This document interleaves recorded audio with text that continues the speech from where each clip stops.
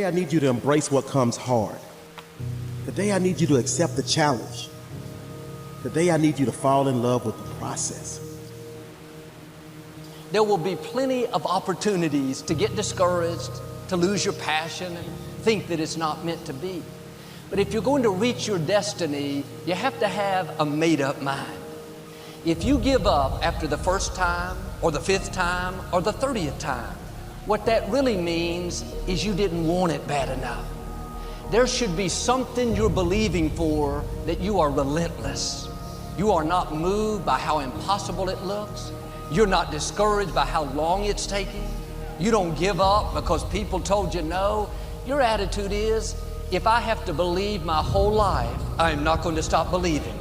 I am not going to take no for an answer. I'm not going to settle for mediocrity. I'm going to keep pursuing what was in my heart. And ask ourselves, what do I really want? What do I really want? And write it down. Writing causes thinking. Thinking creates an image. And you get these images going, you're building a vision in your mind. It's the visionaries that's changed the world. Think of that. But what keeps that competitive edge, what keeps you on top, is the ability to think and prepare mentally over and over and over again. The body has limitations, the mind does not. We focus so much on what goes on from the neck down that we forget it all starts from here. Everything starts from there. If you're not mentally ready, you're never really physically prepared. And that's where the preparation starts.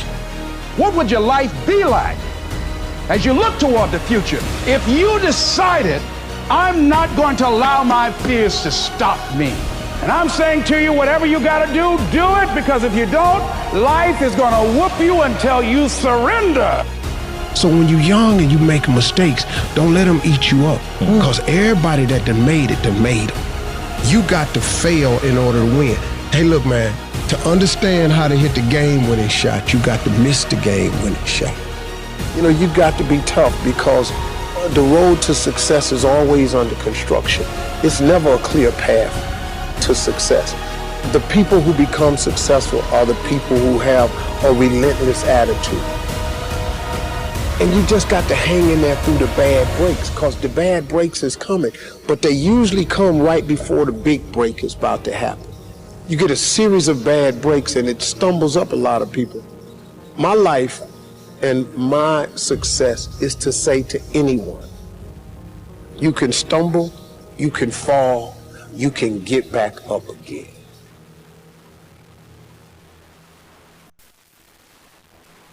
No matter what you face, no matter how bad it is going to be, when there is a challenge, and by a challenge I mean anything in life, any challenge, anything that you're facing, the only way to overcome the challenges that you face is to start walking.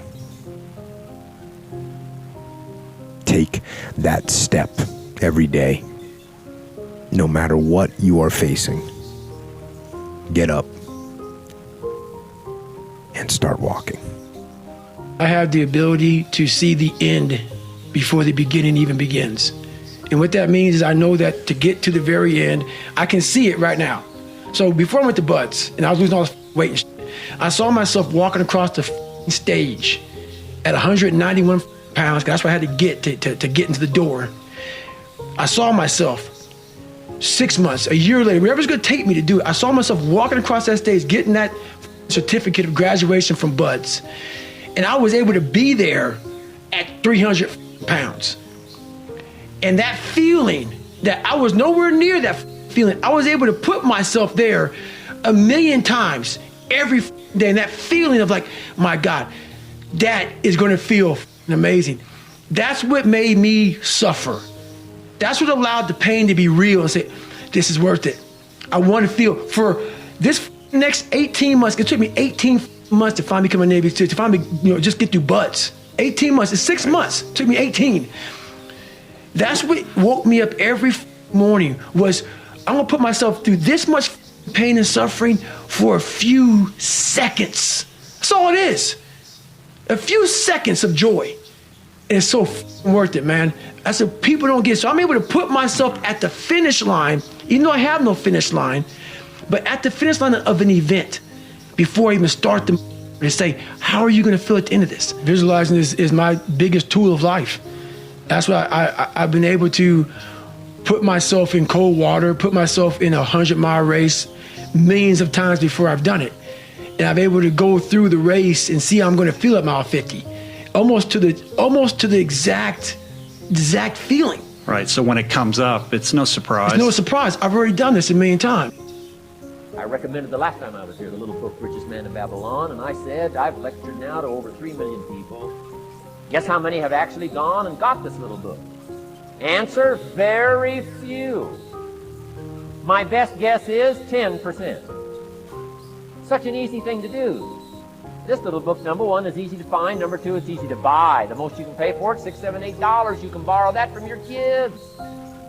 But if it's easy to find and easy to buy, and if it's easy to read, why wouldn't everybody go get it?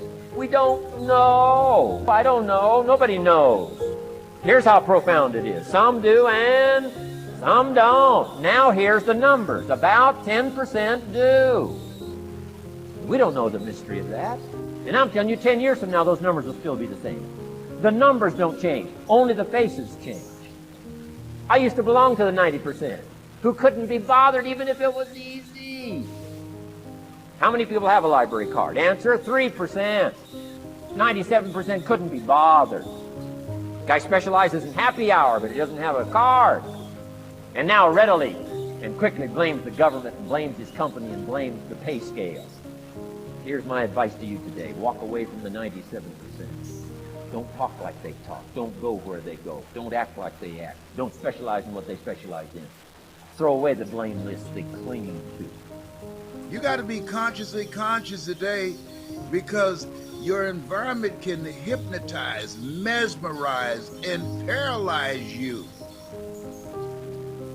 The other thing is, take full responsibility for your life.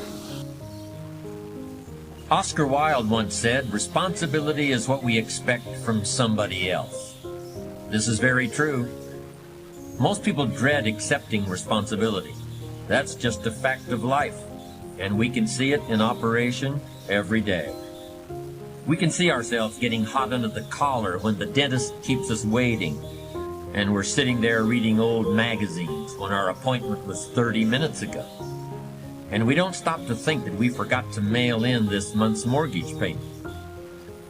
We can see ourselves growing angrier and angrier because a business contact is supposed to call at noon, and here it is almost 2 o'clock, and the phone still refuses to ring. But we don't stop to think about the calls we ourselves have forgotten to return while we've been so busy fuming. We can see ourselves writing an angry letter to the airline because a flight was delayed, but we don't write an angry letter to ourselves when we're late for something, even though that might not be a bad idea at all.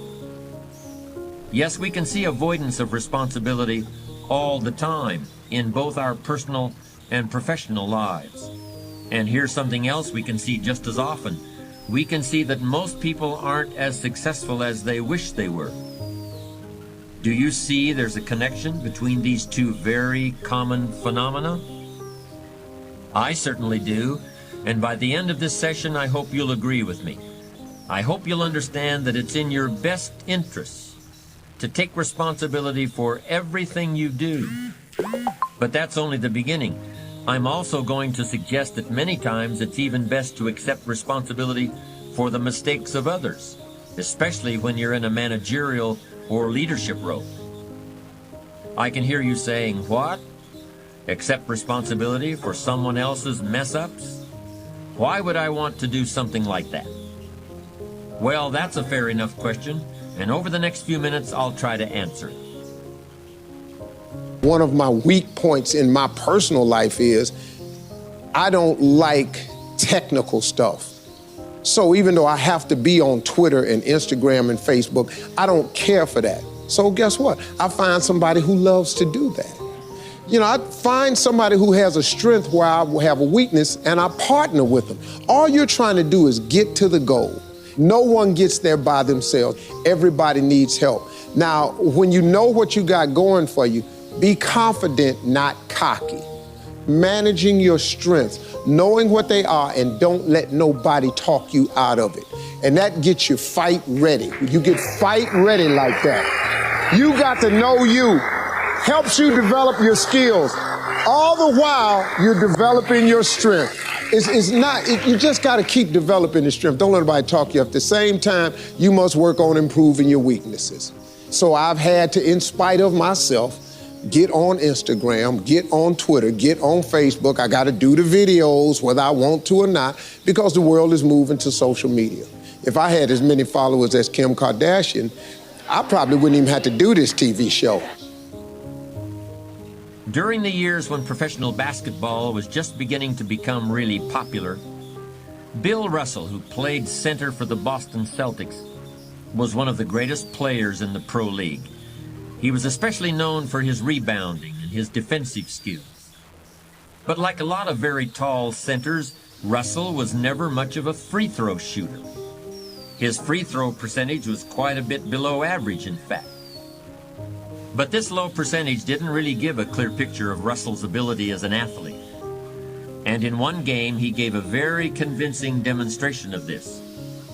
It was the final game of a championship series between Boston and the Los Angeles Lakers.